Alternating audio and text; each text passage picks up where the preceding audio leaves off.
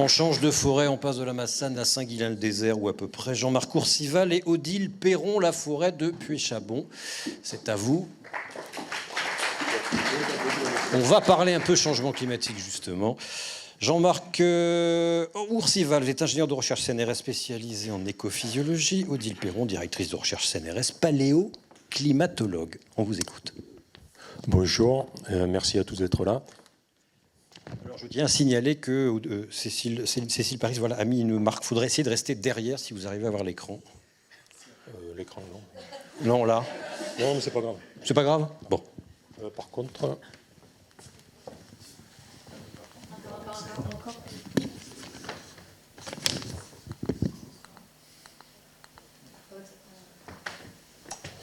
Voilà, alors je vais vous parler du site expérimental de Puy-Chabon, qui est dans le village de Puy-Chabon, au nord de Montpellier.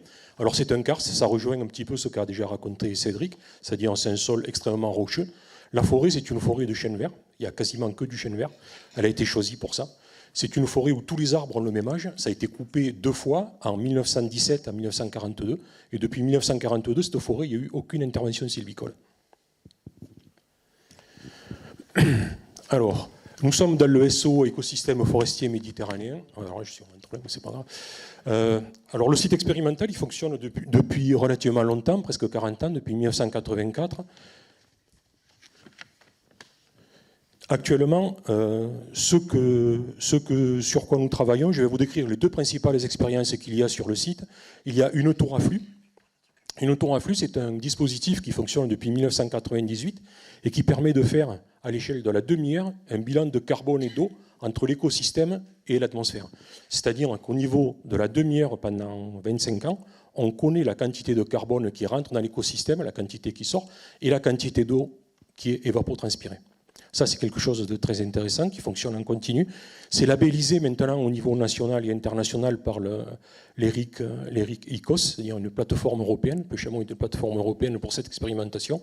Ensuite, on a une deuxième grosse expérimentation qui est une modification des précipitations sur le site.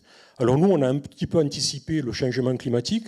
En 2003, on a décidé, dans le cadre d'un projet européen, de soumettre des parcelles de la forêt aux pluies qu'on pensait être celles qui devraient être là à la fin du XXIe siècle. C'est-à-dire en 2003, on essayait de jouer avec un siècle d'avance. Ce qu'on a fait, c'est que dans la forêt, on a installé des parcelles qui font un peu plus de 100 mètres carrés.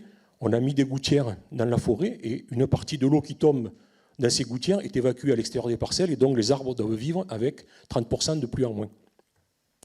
Ça, c'est une observation que l'on fait depuis 2003 où on travaille aussi au pas de temps continu sur des capteurs de flux de sève, donc vous avez déjà vu tout à l'heure l'explication, et on regarde tout le fonctionnement des arbres. Là, on travaille au niveau de l'arbre et puis au niveau de l'écosystème, et on suit le fonctionnement des arbres. Donc, quand les arbres transpirent, ce qu'ils produisent en pousses, en fruits, ce qui tombe, leur croissance, leur hauteur, leur mortalité. Donc, on suit ça depuis 20 ans.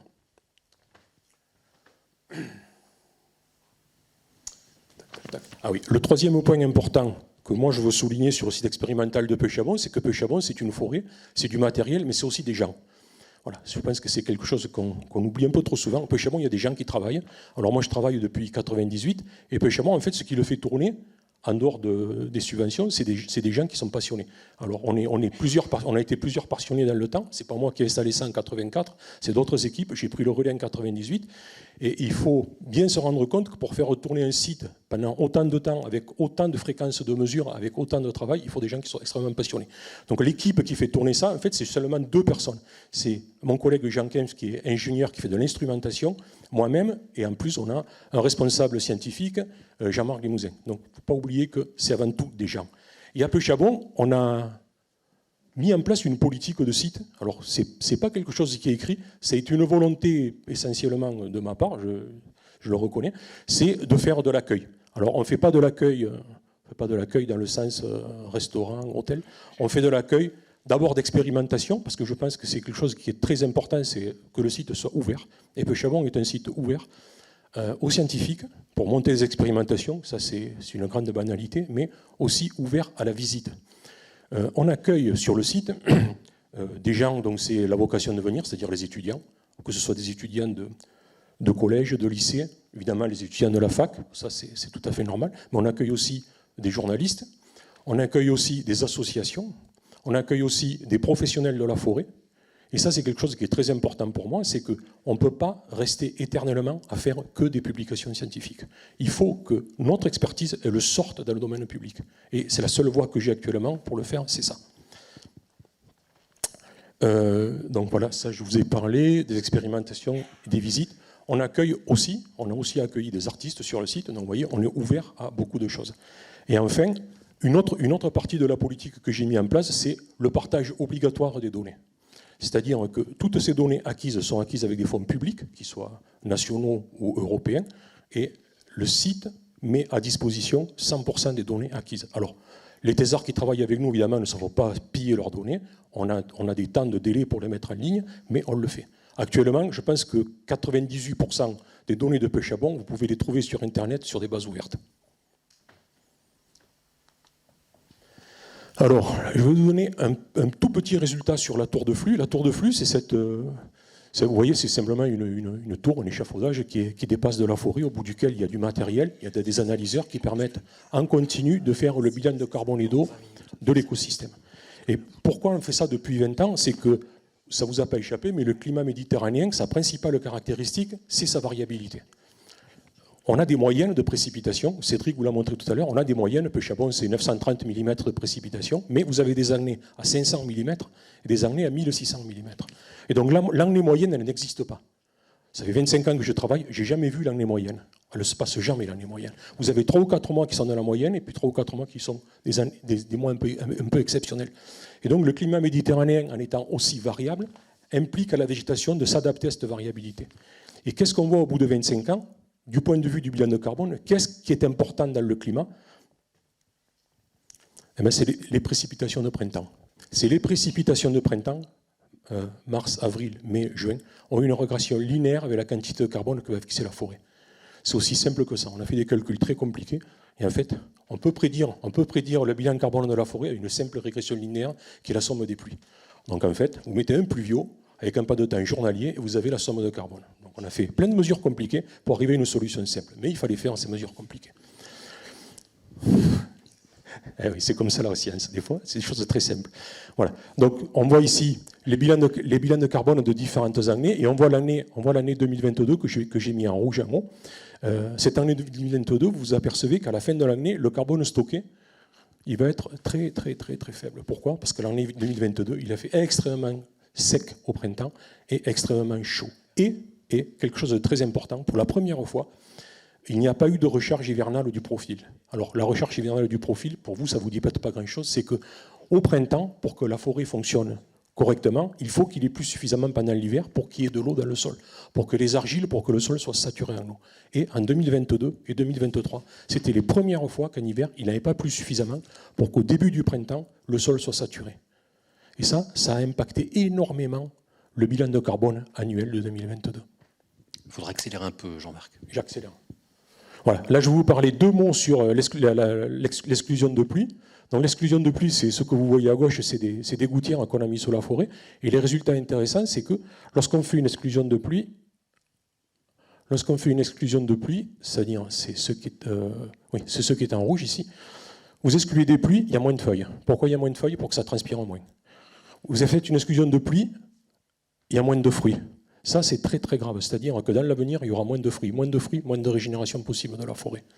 Mais il y a un tout petit espoir, c'est que si dans cette forêt, vous faites une éclaircie, ce qui est bleu et vert, si vous faites une éclaircie, vous arrivez à maintenir une production de fruits. Donc la forêt, sa tendance naturelle avec le changement climatique, ça va être une grosse diminution de la densité, mais si vous faites une éclaircie volontaire, vous arrivez à compenser le changement climatique. Donc un simple traitement sylvicole extrêmement simple peut compenser en partie le changement climatique. Voilà la liste des gens qui travaillent en partie à pêche à bon. Donc la TOE, ah non, ça c'est toi. Les incendies, on fait des suivis sur les teneurs en eau. L'Observatoire des saisons pour la phénologie qui part de l'ESO, le karst, vous avez déjà vu, les communautés de champignons, ça on a fait des récoltes pendant 10 ans, toutes les semaines sur un circuit pour récolter les champignons, l'Observatoire du Larzac, et maintenant les pollens. Il y a un suivi des pollens qui est fait à pêche à bon depuis des années. Je passe la parole à Odile qui va vous parler de ça. Merci. Merci Jean-Marc.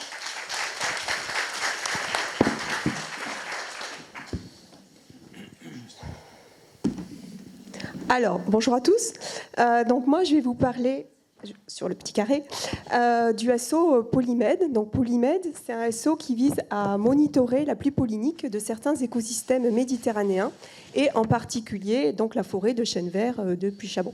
Donc c'est un SO qui est récent, il a été créé en 2019, et Puychabon, c'est vraiment notre site phare, puisqu'on a commencé à l'instrumenter en 2016. Donc c'était un petit peu aussi notre crash test. On a mis au point le protocole, la méthodologie sur Puychabon. Et maintenant, ça fonctionne. Donc on a même étendu notre suivi pollinique à d'autres sites, en particulier d'autres sites et d'autres écosystèmes. Donc on monitore aussi le pic Saint-Loup. On suit la pollinisation de la vigne sauvage, de la vigne cultivée. On suit aussi, alors pas au pic Saint-Loup, mais l'olivier. Plusieurs espèces emblématiques méditerranéennes. On a aussi des sites à l'échelle du bassin méditerranéen, en Espagne et en Italie. Et donc l'idée, c'est vraiment d'avoir le même protocole expérimental pour répondre à la même question scientifique, qui est: quel est l'impact du changement climatique et en particulier des sécheresses récurrentes sur la pollinisation de certaines espèces méditerranéennes? Donc on a pas mal de sites et on a, au niveau de la méthode, on va utiliser des pièges à pollen. Donc des pièges à pollen pour un suivi qui peut être à la fois hebdomadaire, mensuel ou annuel. Et donc on se retrouve avec plein de données polliniques à traiter, à analyser et à compter. Et c'est pour ça que je voulais juste vous dire un petit mot sur le fait qu'on s'est lancé il n'y a pas longtemps sur la reconnaissance automatisée des grains de pollen. Et ça, c'est un véritable challenge technologique, méthodologique, etc. etc. Enfin, c'est juste pour vous montrer après.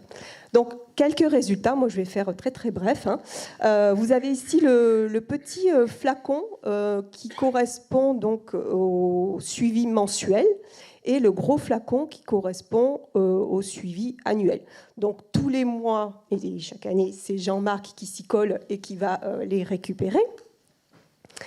Et donc vous avez ici sur la figure donc les résultats qu'on a obtenus en termes de flux polliniques de 2016 à 2020.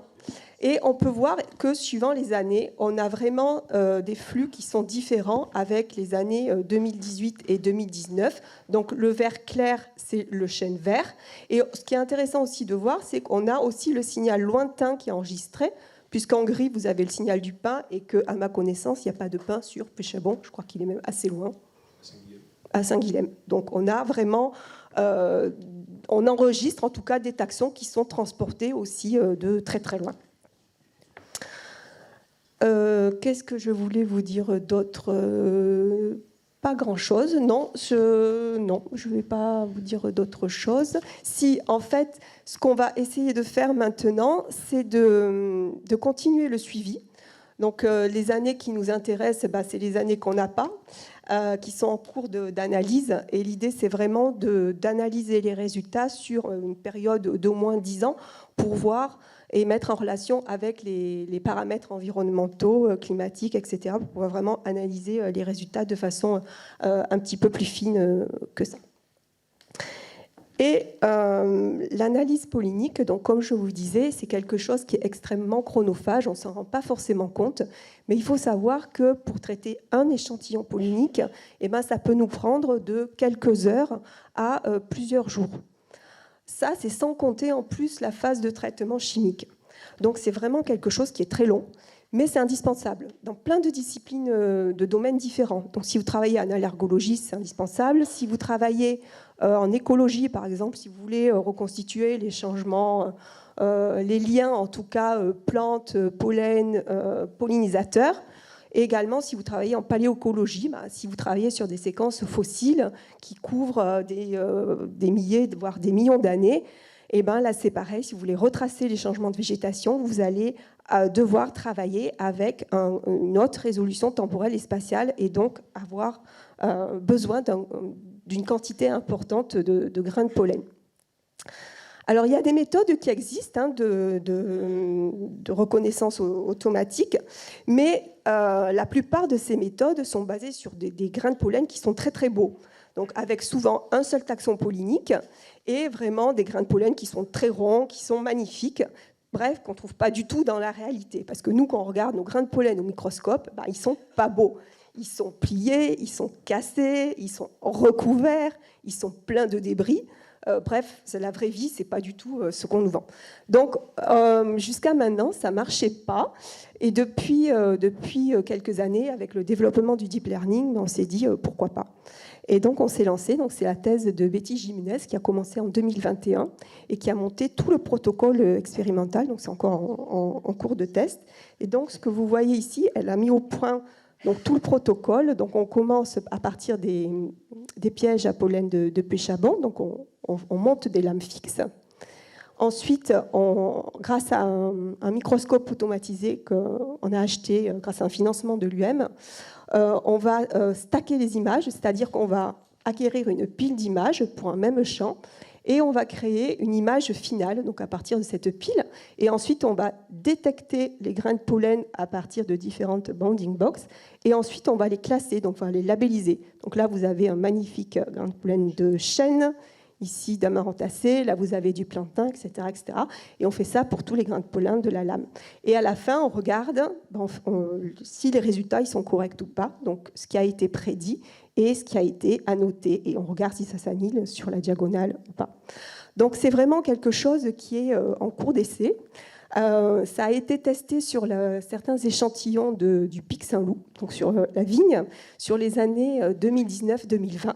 Et on l'a appliqué on a appliqué l'algorithme à l'année 2021. Et ça marche très très bien. Donc c'est vraiment quelque chose dont moi je suis très très fière. Alors pour l'instant, on n'a pas tous les taxons, il n'y en a que quelques-uns, mais donc l'idée c'est vraiment d'élargir et de pouvoir prédire, en tout cas, on va dire 80% de notre pluie pollinique, et ensuite de l'appliquer aux échantillons de Pêchabon. Et j'en profite du temps que j'ai le micro, 30 secondes, pour rebondir sur ce qu'a dit Jean-Marc, parce qu'il a raison, en fait. Tous ces CSO, nous, on n'est pas grand-chose sans les gens, en fait, qui vont sur le terrain et qui font les préparations. Donc, moi, je remercie Sandrine, Sarah, Bertrand, Thierry, et j'espère que j'oublie Jean-Marc. Et j'espère que j'oublie personne. Merci.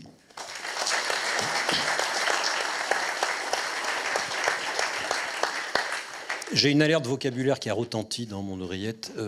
3 alertes vocabulaires. Stacker, alors c'est pas snacker, hein, non, c'est stacker. Vous snackez pas le pollen. Hein. Pourquoi stacker? Pourquoi faire des piles? Parce qu'en fait, quand on regarde au microscope, on ne travaille pas, nous, sur des lames fixes. On fait bouger en fait, notre grain de pollen pour l'avoir en totalité, pour pouvoir l'identifier. Quand vous travaillez sur des lames fixes, c'est beaucoup plus compliqué. Donc l'idée, c'est vraiment d'avoir le pollen dans sa totalité, dans sa globalité. D'accord. Et donc, on fait vraiment... Ça nous permet de faire varier l'image pour un même champ. D'accord. Pour avoir une image un petit peu complète. Deuxième alerte, mais peut-être que je suis illettré en la matière. Bounding box, tout le monde sait ce que c'est? Bon, d'accord. Bon. Et matrice de confusion, vous savez ce que c'est aussi? Oui, tous? Ah, merci. Matrice de confusion, donc. Donc, matrice de confusion, c'est tout simplement... On regarde donc tous les labels donc, que vous avez ici, des grains de pollen qui sont labellisés. Et les noms de genre. Voilà, donc taxons. Qui sont donc prédits par la machine et ce qui a été annoté. Et on regarde si on a un bon pourcentage ou pas, si on n'a pas trop de faux positifs ou de faux négatifs. Et on essaie de comprendre où est-ce qu'on s'est planté et pourquoi. Et le système apprend de lui-même. Et le système apprend de lui-même, et le système est extrêmement intelligent. Et il arrive à déterminer des taxons que nous, on n'y arrive pas. Plus intelligent que vous. C'est pas tout. Moi qui l'ai dit. Mesdames, messieurs, ils, elles sont à vous. Oui, une question là, dans l'escalier. Vous n'avez pas trouvé de... Vous pouvez venir en bas, hein? Oui, mais j'aime bien regarder de loin.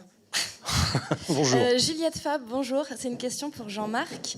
Est-ce que tu peux nous en dire plus sur l'expérience où vous avez, donc si j'ai bien compris, vous avez cumulé donc à la fois l'exclusion des pluies et des éclaircies dans la forêt, et donc sur des résultats. Enfin voilà, est-ce que tu peux nous en dire plus là-dessus? Et est-ce qu'il y a d'autres endroits où des expérimentations comme ça ont été faites et où ce résultat aurait pu être confirmé? Oui, sur le site expérimental, on a à la fois des parcelles contrôle, des parcelles sèches, c'est-à-dire des parcelles où on a diminué les pluies, des parcelles où on a fait une éclaircie avec les pluies normales, et des parcelles où on a fait une éclaircie et la sécheresse. Alors, ces 4 traitements-là, ça n'existe pas ailleurs, non.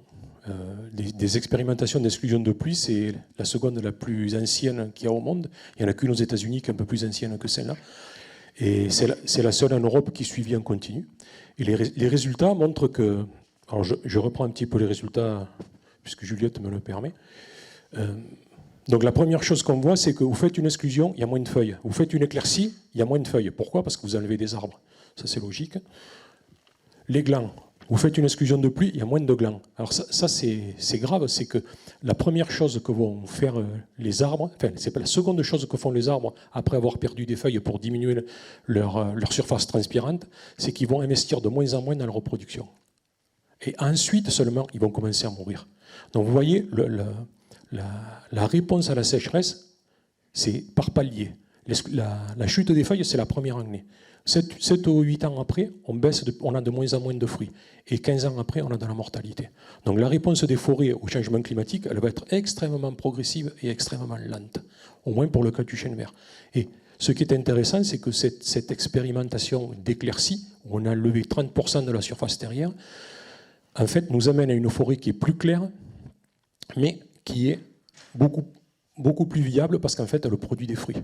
Donc dans l'avenir, ça veut dire qu'on a l'espoir que nos forêts plus claires puissent se maintenir, refaire des générations de nouveaux arbres. Parce qu'actuellement, il n'y a aucune germination à Pêchabon. Il n'y a pas de recrutement. Le recrutement dans la forêt des chênes verts, c'est quelque chose qui est exceptionnel, qui arrive tous les 50 ans, bien qu'on produise des glands tous les 7 ou 8 ans. Est-ce qu'on peut étendre ce résultat pour répondre à la question posée par le CEA là, au mois de juin, la chute du puits de carbone forestier qui inquiète beaucoup. Là, j'ai animé 2 jours de débat pour l'ADEME, sa prospective 2050. Ils ne pensent plus qu'à ça. La forêt, c'est foutu, il n'y a plus de puits de carbone. L'ONF répond justement si éclaircir, changer un peu la façon de conduire les forêts. À l'ONF parle d'éclaircie. Oui. Dieu est grand. Pendant 20 ans, l'ONF n'a pas voulu en entendre parler. Ce qu'il voulait, c'était raser Pêchabon pour installer des pins. Donc oui, le bilan de carbone des forêts va baisser. Ça, c'est sûr et certain. C'est pas une vue de l'esprit, c'est sûr et certain. Mais en fait, ce qu'on aura, c'est qu'on aura le bilan de carbone des forêts espagnoles ou des forêts d'Afrique du Nord. Hein. C'est aussi simple que ça. Il n'y a rien à inventer. Hein. Des chênes verts sur calcaire dans un climat chaud et sec, c'est l'Afrique du Nord, l'Espagne, le sud de l'Italie et tout le bassin méditerranéen ou la Californie. Donc, on sait exactement ce qui va se passer. Hein. En tout cas, éclaircir, voilà, c'est... Éclaircir, alors c'est très cher, mais ça peut permettre de sauver une forêt. Ça ne se fera pas sur toute la forêt, mais ça se fera en partie. Deuxième question. Vous l'avez loupé, je suis désolé. Hein. Bonjour. Jean-Charles Walter, physicien au laboratoire Charles Coulon qui me lance dans le domaine de l'écologie. J'avais une question liée au dernier point abordé. Dois-je comprendre que les jeunes arbres piègent plus de carbone que les arbres plus âgés? Non, justement, je vous ai dit qu'à Pêchabon, tous les arbres avaient le même âge. Ils sont tous postérieurs à 1942. Mais concernant l'éclaircie, si vous éclaircissez... J'ai éclairci, mais il n'y a pas de nouveaux arbres. J'éclaircis, je fais disparaître des arbres qui ont poussé en 1942. Ceux qui restent sont toujours de 1942. Il n'y a pas de nouveaux arbres qui apparaissent. Le seul effet de l'éclaircie, c'est de limiter la consommation d'eau du sol. C'est de diminuer la compétition. La consommation d'eau du sol, elle est la même. Parce qu'en fait, les arbres qu'on n'a pas coupés prennent l'eau qu'aurait pris ce qu'on a éliminé. La compétition, pourquoi? Pour l'eau. Pour l'eau. Donc pour l'eau, oui. Oui. C'est l'effet de l'éclaircie, c'est la diminution de la compétition pour l'eau. Et vous aviez, c'est peut-être une erreur de ma part, mais vous avez mentionné une augmentation du piégeage de carbone. L'effet de l'éclaircie augmente le piégeage de carbone. Alors, pour l'instant, ce qu'on voit sur l'éclaircie, c'est que ça augmente la production de fruits. C'est ça le point très positif. Les arbres qui restent, effectivement, comme il y a moins de compétition pour l'eau, sont moins stressés en été, donc peuvent fixer un peu plus de carbone. Mais il ne faut pas oublier que dans la parcelle, on a levé 30% de la surface terrière. Donc la biomasse de la parcelle a diminué après la coupe. Et on estime qu'il faut à peu près une trentaine d'années pour revenir à la biomasse qu'il y avait avant la coupe. Ensuite, On ne sait pas ce qui se passera pour l'instant. Donc l'augmentation du piégeage pourrait être liée au fait que les arbres ont moins de compétition, ils poussent plus rapidement, quoi. Ah oui, la zone méditerranéenne, c'est la compétition pour l'eau qui drive le système. Ok, merci. Merci, je ne prendrai pas d'autres questions. Merci à vous deux.